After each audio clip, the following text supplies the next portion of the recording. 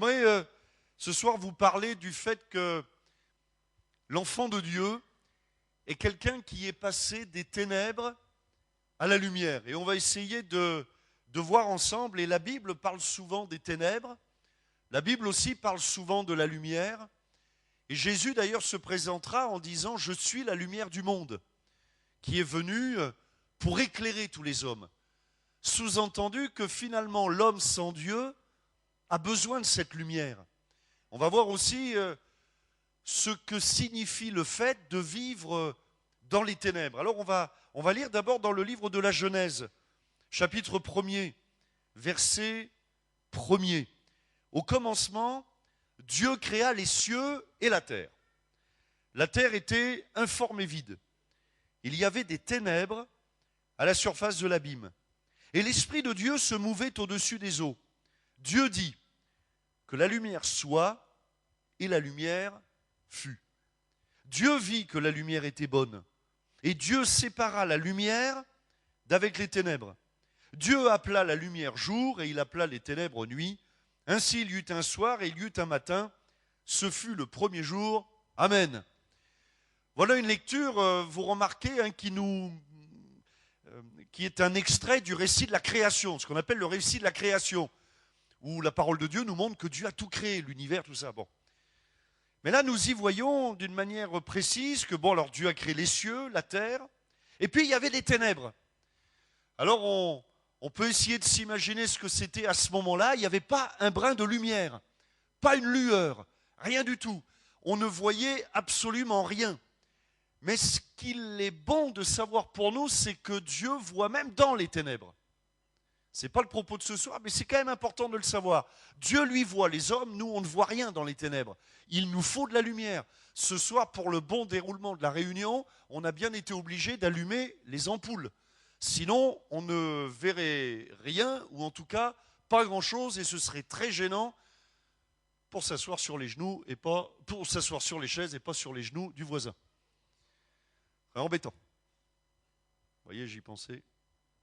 Les ténèbres. Mais Dieu lui voit. Mais la Bible nous dit que Dieu a eu ce désir de séparer la lumière d'avec les ténèbres. Et il y a quelque chose d'étonnant.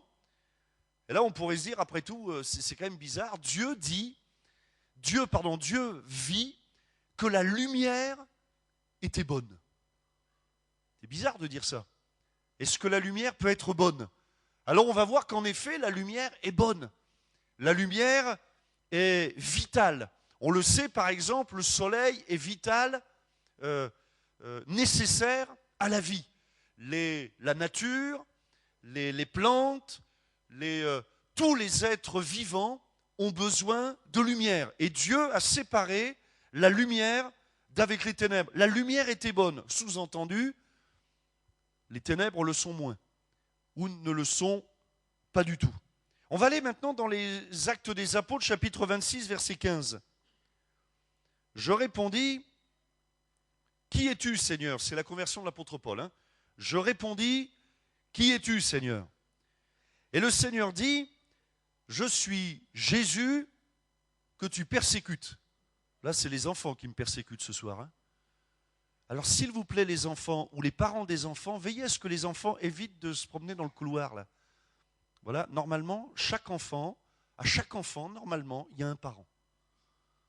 Normalement. Le contraire n'est pas toujours vrai. À chaque parent, il n'y a pas toujours un enfant. Mais là, normalement, à chaque enfant, il y a un parent. Voilà, ok. Vous avez compris ma persécution.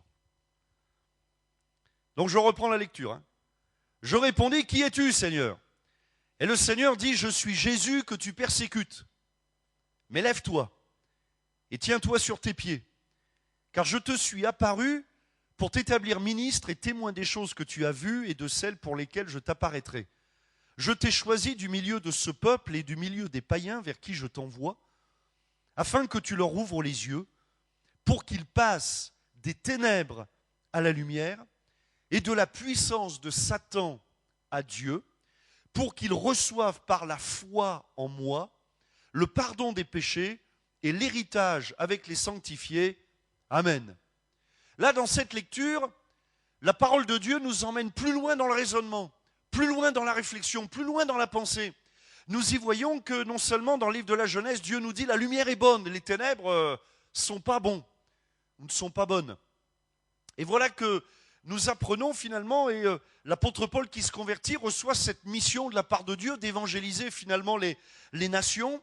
Et Dieu lui dit, voilà ce que c'est, finalement je t'appelle à leur annoncer l'évangile pour que tu leur ouvres les yeux, afin qu'ils passent des ténèbres à la lumière, et il compare ces ténèbres à la puissance de Satan et la lumière à la puissance de Dieu. Il y a deux puissances qui s'affrontent. Il y a deux principes qui s'affrontent. Le principe du royaume des ténèbres, royaume du diable, de Satan, et on va voir quelles en sont les règles, et puis les principes du royaume de Dieu. Il y a une opposition entre la lumière et les ténèbres, entre la vérité et le mensonge, entre Dieu et le diable. Et Jésus, venant sur terre, est venu pour briser la puissance du diable. Et lorsqu'il dit « je suis la lumière », il est venu pour écraser les ténèbres, pour apporter la lumière de la vie, la lumière du salut, la lumière de la bénédiction, la lumière de la délivrance, la lumière de la guérison. Alors on va voir le premier point, qu'est-ce que c'est que vivre dans le noir ? Vivre dans le noir, vivre dans les ténèbres. Et c'est l'image finalement de celui qui vit sans Dieu, de celui qui n'a pas la foi, de celui qui n'exerce pas la foi, de celui qui n'ouvre pas la Bible, de celui qui n'a pas, on pourrait dire, d'exercice, comment vous dire ça, d'exercice religieux, ou plutôt de relation avec Dieu, de quelqu'un qui n'écoute pas la personne de Dieu, de quelqu'un qui ne se soucie pas de Dieu. Mais qu'est-ce qui se passe ? Eh bien, il est semblable à un homme qui se trouve au milieu de la nuit, sans sa lampe torche, sans lumière, ou quelqu'un qui essaierait de conduire. Il y en a ici qui ont le permis de conduire. Même ma fille, elle a le permis de conduire, donc je pense qu'il y a... Bon. Mais vous savez tous que pour conduire dans la nuit, on a ce qu'on appelle des... il y en a une. Moi, je ne vais pas avec les autres. Hein. Vous allumez les phares ou pas ? Il y a même des voitures, les phares, ils s'allument tout seuls. Ils captent les ténèbres, c'est incroyable, hein ? Et ils s'allument tout seuls. Bref, on a besoin de ces phares. On a besoin de ces phares pour savoir où on va. C'est extrêmement dangereux. Et n'allez pas jouer à ça. C'est extrêmement dangereux de conduire la nuit sans phare. On ne sait pas où on va. On risquerait même de quitter la chaussée et de rencontrer les agents de la maréchaussée pour le coup. Vivre dans le noir. Eh bien, l'homme sans Dieu, c'est celui qui... il est semblable à cet homme qui conduirait sa voiture sans allumer les phares, dans les ténèbres. Alors, qu'est-ce qui se passe quand on vit dans les ténèbres ? Eh bien, le premier point, c'est qu'on n'a pas de repère. On n'a pas de repère. Quand on est dans le noir, comment dirais-je, on ne peut même pas évaluer les distances par rapport aux objets ou aux murs qui nous entourent, parce qu'on ne les voit plus, on ne les voit plus, on ne les voit pas. Les ténèbres nous ôtent toute perspective. Il n'y a pas de relief dans le noir. Dans le noir, je ne vois rien. Je ne peux pas me repérer. C'est-à-dire que je ne peux certainement pas commencer à marcher dans un endroit parce que je ne sais pas où je vais. Les ténèbres, c'est ça. Vivre dans les ténèbres, c'est vivre sa vie sans savoir où on va. C'est savoir qu'on va mourir, mais sans savoir où on va passer le reste de l'éternité. C'est prendre des décisions sans savoir si c'est la vérité. Vivre dans le noir, c'est vivre aussi dans des illusions. Mensonges, vérité, on n'en sait rien, puisqu'on ne voit pas où on est. On ne voit pas où on va. On ne sait même pas quand on est dans le noir sur quoi on peut marcher.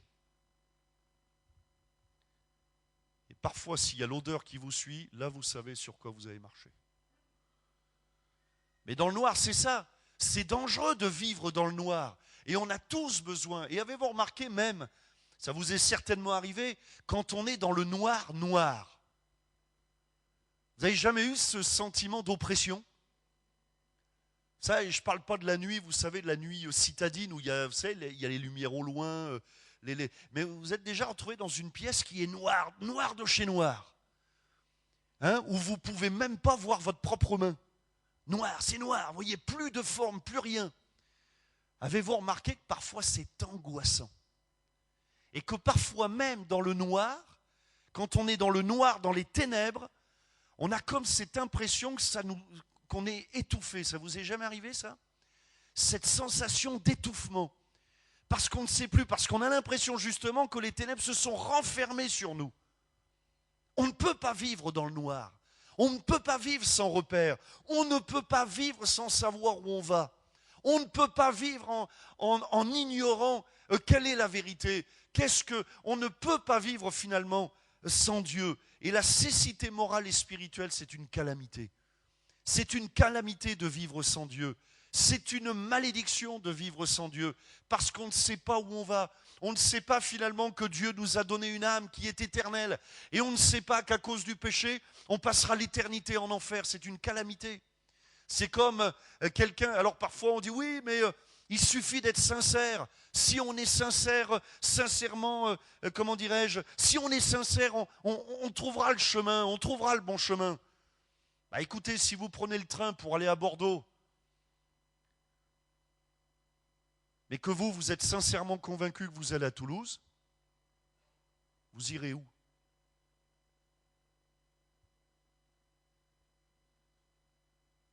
Il n'y en a pas un qui a suivi là. Je répète. Vous êtes dans le train Limoges-Bordeaux. Mais vous êtes sincèrement convaincu que vous êtes dans le train Limoges-Toulouse. Vous irez où? Et pourtant, vous êtes sincère ou pas? Oui, la sincérité, ça ne suffit pas. Ouais, je suis sincère, je crois sincèrement que Dieu n'existe pas. Ben oui, mais Dieu existe quand même. Je crois sincèrement que le péché, ça ne m'empêchera pas d'aller au ciel. Ben oui, mais la Bible nous dit que le salaire du péché, c'est la mort. Voyez-vous? Vivre dans les ténèbres, c'est vivre dans le mensonge. Alors, il y a aussi, avant de parler de la lumière de Dieu, il y a une lumière qui est dangereuse. Il y a une lumière qui éblouit et puis il y a une lumière qui éclaire. Et j'aimerais d'abord vous parler de la lumière qui éblouit. Parce que le diable, Satan, le prince des ténèbres et le roi du mensonge, il s'appelait Lucifer. Lucifer, ça signifie porteur de lumière. C'est étonnant, hein? L'ange des ténèbres, le prince des ténèbres, eh bien son premier nom, c'était Lucifer, porteur de lumière. Et il est celui, le diable, qui veut nous éblouir. Qui veut, quand il sait que nous sommes dans les ténèbres, eh bien parfois il allume des lumières devant nous qui sont comme des lumières mensongères. Comment les discerner? Eh bien, j'aimerais vous dire que la lumière du diable, elle ne réchauffe pas, elle ne rassure pas, elle ne réconforte pas. Mais la lumière de Dieu, elle réchauffe, elle rassure, vous savez, comme un feu qui non seulement éclaire une pièce, mais qui apporte de la chaleur, qui apporte du réconfort. Mais la lumière du diable, c'est une lumière, vous savez, c'est cette fameuse lumière qu'on allume parfois pour attirer les moustiques, et quand ils s'approchent, ils se grillent dessus, là. Comment ça s'appelle cette lumière-là? Ouais, la lumière bleue, là, qui, vous savez. Et je vois les mouches, moi je regarde les mouches, hein, et des fois j'essaye de les raisonner, les mouches. C'est pas facile. Mais la mouche, dès qu'elle voit la lumière bleue, elle est folle. Elle est folle. Et elle fonce dessus, et elle se brûle, et elle mord. Et combien d'hommes et de femmes se laissent éblouir par cette lumière bleue qui vient du diable? Cette tentation. J'ai appelé à un moment donné le diable, je l'appelle le vendeur de bonbons et le dentiste à la fois. Il fait les deux. C'est-à-dire que le diable, c'est le tentateur, vous savez, qui vous offrira des bonbons, qui vous donnera des bonbons. Et dès que vous avez, dès qu'on a succombé à la tentation, le diable change de casquette et il met sa casquette d'accusateur. Il est le premier accusateur. Il est celui qui nous donne les bonbons. Il n'y a pas de vendeur de bonbons ici? Je peux y aller? Je peux taper? Ok. Il n'y a pas de dentiste non plus? Je peux y aller? Personne n'a de la famille dentiste? Je peux y aller? Je peux taper? Et il est ce dentiste, vous savez, qui fait tourner la roulette zzz, pour arracher la carie à cause des bonbons. Eh bien, le diable, il est le tentateur et il est l'accusateur. Il est celui qui allume des lumières, c'est la lumière de l'argent. Nous faire croire en nous éblouissant avec de l'argent, sois riche, puis tu seras heureux. Va, allez, va, tu vas gratter, tirer comme le gars en Normandie, là. Combien il a gagné? 760 millions, c'est ça? D'euros. Vous vous souvenez pas de ça? Ça va tellement vite, les infos, on ne se souvient même plus, mais enfin quand même. Mais... Le gars, allez, joue au loto. L'euro million. Allez. Vous voyez? Croire, alors c'est une lumière qui nous éblouit. La lumière du sexe. Va coucher partout. Fais ce que tu veux. Fais n'importe quoi. La lumière du sexe, la lumière de la drogue. Ça ira mieux si tu te prends une petite dose de cocaïne. Ou de, allez, shoot-toi, ça va aller mieux. La lumière de l'alcoolisme, lève le coude, tu vas voir. Ça, toutes tes inhibitions vont disparaître. Ah ouais, ça c'est sûr, tout va disparaître, seulement tu vas devenir un esclave. Tu deviendras un squelette, tu deviendras ce qu'on appelle, aujourd'hui on appelle ça des alcoolodépendants.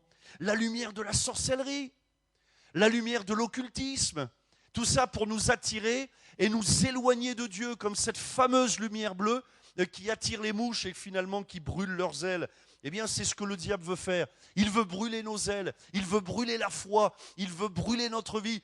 Ce n'est pas une lumière qui réchauffe, c'est une lumière qui éblouit. Ce n'est pas une lumière qui éclaire, c'est une lumière qui éblouit, qui aveugle. La lumière du diable, elle nous endort, elle nous aveugle.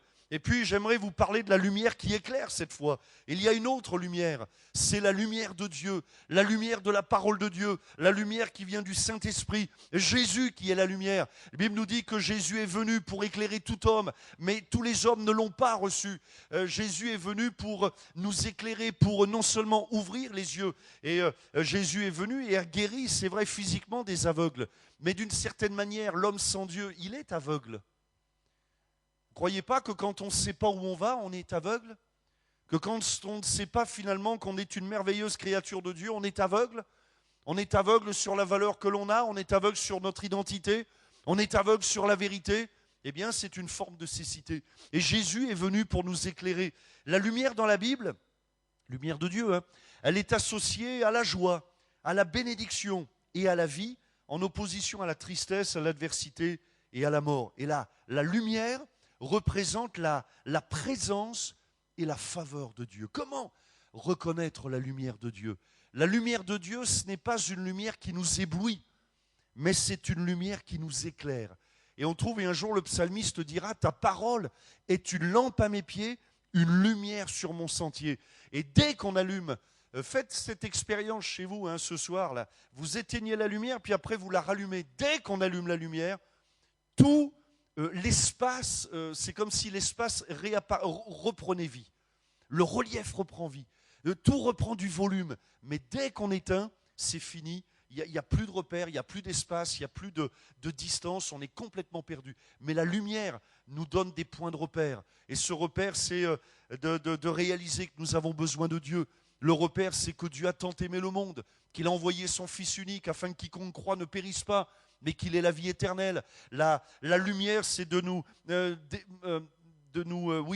démontrer que Jésus est le berger, et qu'il est la porte, qu'il est celui qui s'est sacrifié pour chacun d'entre nous, et qu'il est le chemin qui nous mène à Dieu, qu'il est le nom qui est élevé au-dessus de tout autre nom, qu'il est venu pour briser les chaînes, pour délivrer les captifs, qu'il est venu pour bénir, qu'il est venu pour briser la malédiction. Jésus est la lumière du monde. L'évangile de Jean, chapitre 8, verset 12, Jésus leur parla de nouveau et dit « Je suis la lumière du monde. Celui qui me suit ne marchera pas dans les ténèbres, mais il aura la lumière de la vie. » Vous voyez la différence? Alors, que l'on soit croyant ou pas, on marche. Tous, on marche dans la vie. Plus ou moins, peut-être en claudiquant pour les uns, en boitant pour les autres. On marche à différentes vitesses, on marche à différents rythmes, mais là n'est pas le problème. Ce n'est pas la vitesse de la marche qui compte, ce n'est pas le type de la marche qui compte, c'est où est-ce que ça nous amène. Où est-ce que ça nous amène? Parce que finalement, tous, on marche. Et vous savez jusqu'où on va? Jusqu'au cimetière. Tous. Ouais, moi, encore une fois, invitez-moi à des repas de famille, je vous mets l'ambiance, moi. Tous, on marche pour finir dans un cercueil. Un jour ou l'autre, ce sera comme ça. Mais où est-ce que ça nous emmène? Pour les uns qui n'ont pas la foi, dans l'incertitude. Mais c'est terrible d'être dans l'incertitude. On ne sait pas où on va, mais Dieu a mis une âme qui est en nous, qui est éternelle. Et Jésus est la lumière du monde. Et il nous dit, mais celui qui me suit, il ne marchera pas dans les ténèbres. Il sait où il va. Et les enfants de Dieu, ils savent où ils vont. Nous marchons sur la même planète. Nous avons les mêmes besoins, les mêmes difficultés, les mêmes aspirations. Mais la différence, c'est que l'enfant de Dieu, il sait où il va. Et Dieu nous emmène avec lui dans son ciel de gloire. Jésus est mort à la croix du Calvaire afin de nous accorder le pardon de nos péchés. Voyez-vous, le diable veut tellement nous éblouir. Lui, le diable veut nous amener à cette fameuse lumière bleue, là, la lumière du péché, qui fait qu'on se brûle les ailes, comme Icare, vous savez, qui voulait s'approcher du soleil, mais il ne s'est pas approché de la bonne lumière. Et lui, ses ailes ont fondu. Ben, il est semblable à l'homme qui cherche, mais dans la mauvaise direction. Dans la mauvaise direction. Ce qu'on a besoin, c'est de Jésus dans nos cœurs. L'évangile de Jean, chapitre 12, toujours Jésus qui parle, au verset 46. « Je suis venu comme une lumière dans le monde, afin que quiconque croit en moi ne demeure pas dans les ténèbres.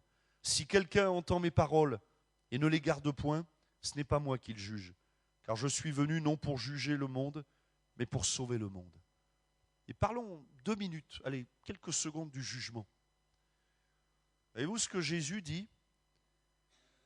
Ce n'est pas moi qui le juge. Si quelqu'un entend mes paroles et ne les garde pas, ce soir, nous entendons des paroles qui viennent, car nous avons prié pour ça, qui soient inspirées, qui viennent de Dieu, en tout cas qui viennent de la parole de Dieu.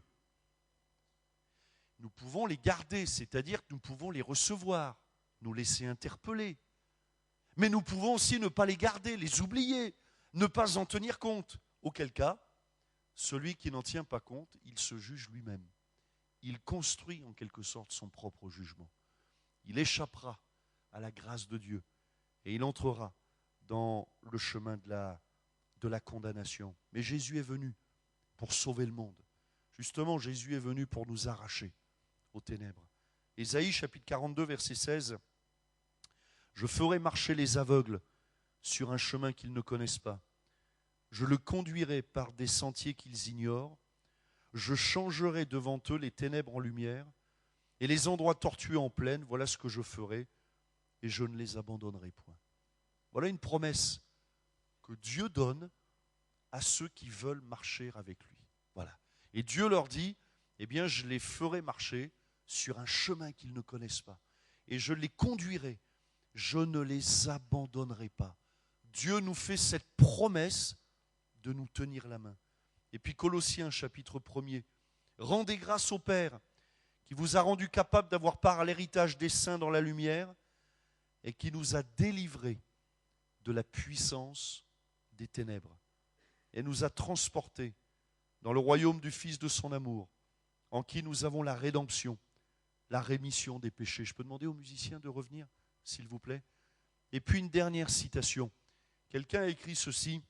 « Il sort de la croix quand on la contemple, une lumière qui dévore toutes les ténèbres et un éclair de charité qui consume toutes les haines. » Tout à l'heure, je vous le disais, parfois quand je pense que vous l'avez tous vécu, on l'a tous vécu à un moment donné, quand on est dans un lieu vraiment noir, parfois on a un sentiment d'écrasement, d'oppression, d'étouffement.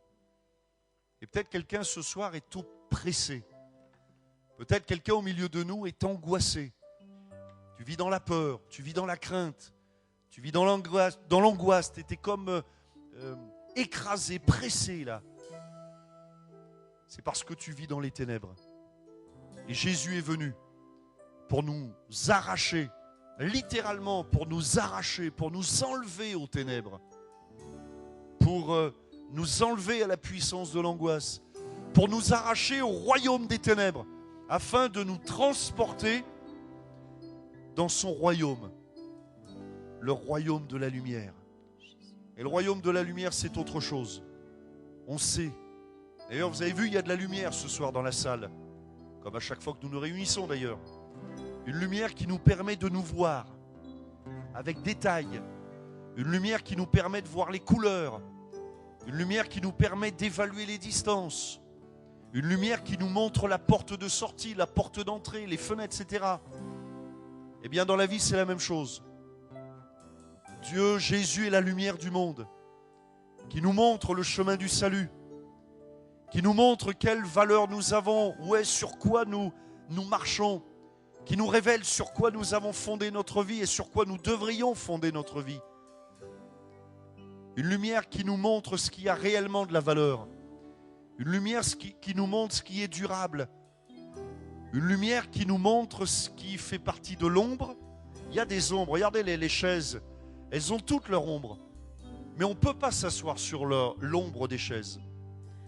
Et une lumière qui nous permet de distinguer la réalité de l'ombre. Une lumière qui nous permet de discerner la vérité du mensonge. C'est ce que Jésus est venu apporter dans le monde. Et la Bible nous dit, malheureusement, Jésus est venu, mais les hommes l'ont rejeté, n'ont pas voulu de cette lumière et les hommes l'ont amené jusqu'à la croix du Calvaire, refusant cette lumière. C'est une erreur. La réalité, c'est que nous avons besoin de Jésus.